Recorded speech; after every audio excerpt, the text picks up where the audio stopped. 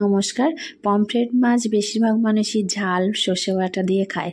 তো জামাইবাবু অনেকটা পমফ্রেট মাছ নিয়েছিল, আর সঙ্গে চিংড়ি, কাঁকড়া, ইলিশ অনেক রকমই এনেছিল। তো সেদিন রান্না করেছিল পমফ্রেট মাছের ঝাল সর্ষে বাটা দিয়ে।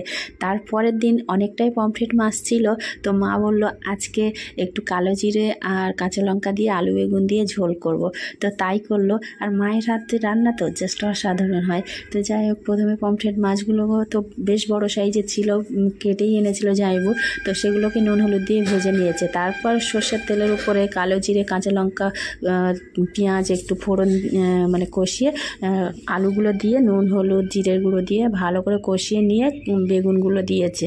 দিয়ে সেগুলো একটু ভাজা ভাজা করে কষিয়ে নিয়ে তারপর গরম জল ঢেলে দিয়েছে। আর রান্নার আর একটা জিনিস হচ্ছে গরম জল। আমার মা সবসময় রান্নাতে গরম জল ইউজ করে। তারপরে গরম জলটা দিয়ে ফুটতে দিয়ে একটু আলু বেগুন গলে গেলে তারপর মাছগুলো দিয়ে নামিয়ে নিয়েছি। গরম ভাত